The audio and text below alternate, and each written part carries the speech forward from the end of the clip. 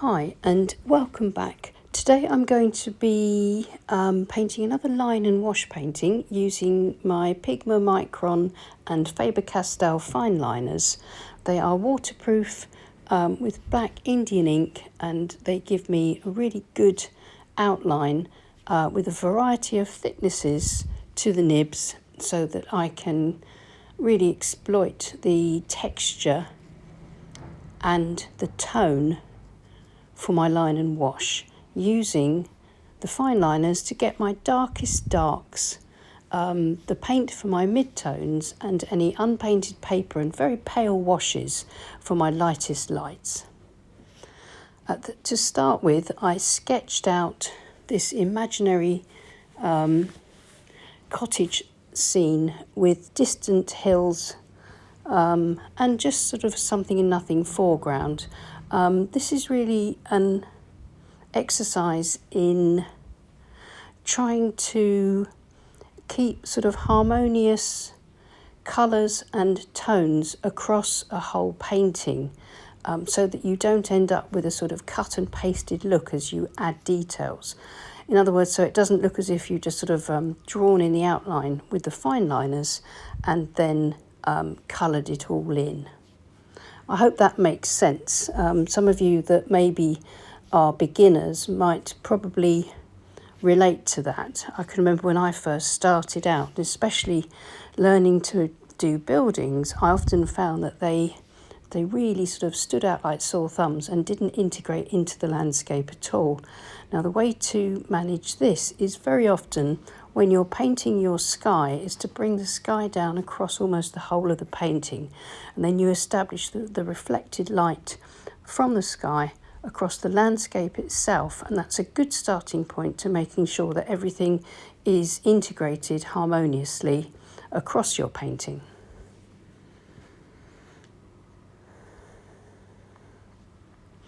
As I work across my pencil sketch with my fine liners, I'm making sure that I vary up the textures and the tones. Where there are shadows under the eaves of the roofs and sort of the blanked out little window panes, I will black those in, maybe with several lines or using one of the thicker nibbed fine liners, and just roughing in the texture for bushes, trees, just little dotted lines, sort of hit and miss guidelines really for when I paint. So the drawing itself in ink is establishing the main detail here. When I come to add the paint, I'll be using the paint to create atmosphere and aerial perspective.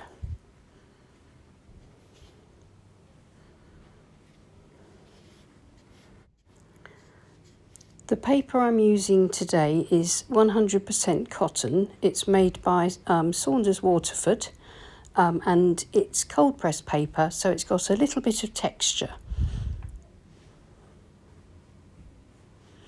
I've got it taped to my board, and my board's at an angle of about 45 degrees, so that gravity will bring the paint down, and I will exploit this in the way that I paint wet onto dry. So I haven't pre-wet my sky for this. I'm wetting it actually with the paint itself, and this is a thin layer of raw sienna to start with. Then I'm adding in indigo, maybe a bit of Payne's grey in with the indigo, and some burnt umber to create this kind of atmospheric sky. This is a lovely synthetic brush. It's fast becoming one of my favourite brushes for skies. It's an Escoda Ultimo synthetic mop brush, I suppose, and it's a size 14, and it's lovely for this size of paper, which is about 11 inches by 15 inches or 28 centimetres by 38 centimetres. It's a quarter imperial sheet. So you can see that I'm bringing my sky down across behind the cottages, cutting around them and just covering over the hills. So the sky and the hills almost become one. Now this is what I was talking about earlier, about bringing the sky colours down into the landscape so that you get that reflected light that starts you off integrating everything harmoniously together. Now this is indigo, and I'm going to use it tube consistency with a bit of water, spreading it around and not really minding where it goes, apart from the fact keeping it across the tree line and below the cottages. This is my foreground, and I'm not using the paint to create detail, as you can see. I'm using the paint to create atmosphere.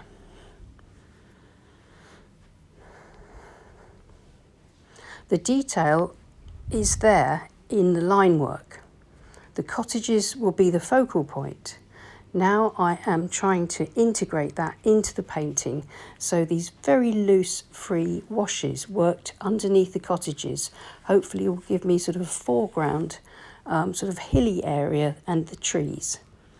And together the indigo mixed with the raw sienna is giving me some beautiful natural colour blends and diffusions on the page, and some lovely sort of olivey green tones as well, and hues.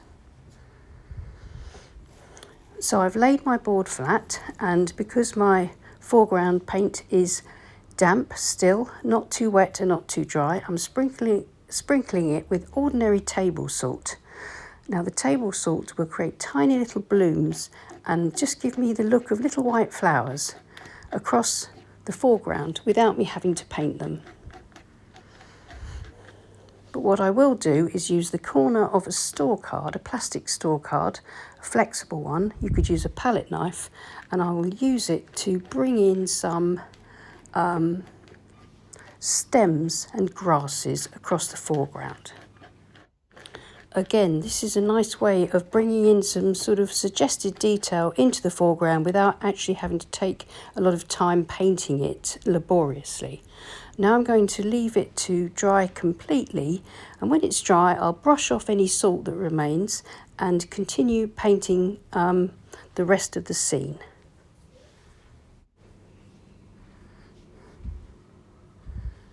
Now that it's completely dry, I want to build up the distance, the depth and distance in my painting. So I'm going to use a sort of quite watery but well pigmented inky consistency mixture of indigo, and using my 3/4 inch flat brush I shall paint around the houses, but making sure that I keep this flat wash going with a nice wet edge where I need to continue the wash, so that I can bring it across the page, keeping it nice and flat and nice and even, and without getting any sort of unsightly cauliflowers or marks in the wash. I can use a clean damp brush to remove any beads of water that pool up over the rooftops, but just bring this wash across, and you can see how this nice fairly dark wash is still transparent enough to show the sort of underpainting layers of sky wash through, but it's really making the buildings pop. And what I'll do is, as I continue bringing this wash across, this flat wash across the whole of this first mid-ground hill, I will mix up a more watery mixture for the next hill further back. And as this watery, slightly bluer mixture is painted in, this paler effect and cooler effect gives us our aerial perspective and builds up depth and distance as it begins to look more sort of paler and blurry and less distinct. If you're interested in learning a bit more about this process, there is a fully narrated 3-part tutorial for this painting over on Patreon that goes into everything in a bit more depth. So follow the link below if that interests you. I'm now going to try and work on the buildings and try to get them integrated into the landscape in a harmonious way. I'm going to wet the roof and the brick chimney here with my 3/4 inch flat brush, and then using burnt sienna which is a new colour for the painting so far, but it's harmonious because it's obviously from the same family as raw sienna, so it works really well here. And this sort of orangey rusty colour works well for the roof tiles, and it works against all these lovely greys here.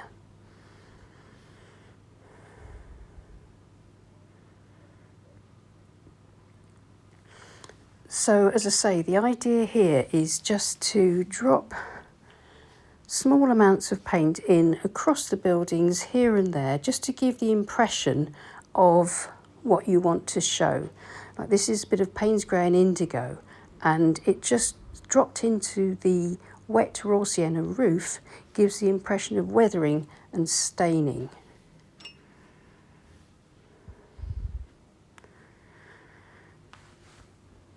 So then if I use very light washes of raw sienna across the walls here and there, leaving sort of some unpainted patches, then I'll get some nice effects too.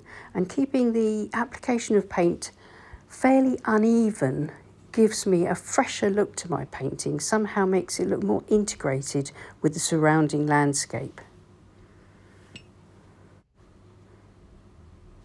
Of course, you can use any colours for a scene like this. It doesn't have to be my colours. These are just colours that I really enjoy using.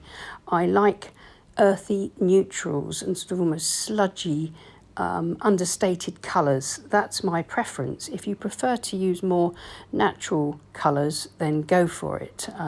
But by the same token, a scene like this would look completely different if you were to use pinks and purples and blues. You could get a really sort of surreal sunset glow to the painting. So feel free to experiment. I like to think that mostly these tutorials will maybe just inspire you to have a go at something similar, or give you a few ideas, and then to sort of take the tutorials and the ideas and sort of run with them in your own direction.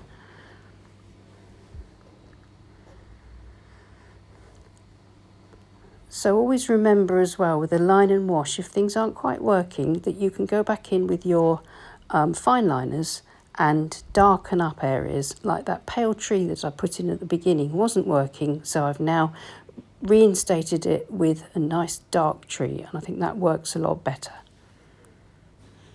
And now for those all-important shadows. The light is coming in from the left, so I'm using a glaze of indigo on the dry walls. It's important that the painting is bone dry first before you do this. And I'm using my flat brush to pull a kind of diagonal shadow down from each of the buildings and from this chimney that stands quite proud from the building, so that it creates a shadow. And those shadows really help to make the painting pop. So all that's left now is just a few more details, just anything that needs working on, like some burnt sienna to make that door really pop, and a little bit for the window ledges, maybe darken up the tree a bit more.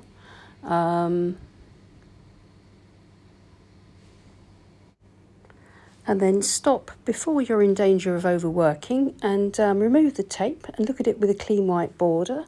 And I'm hoping that you can see that the buildings and the line and wash, the line work integrates nicely into the background because we've used harmonious colours, the same colours as we used for the sky.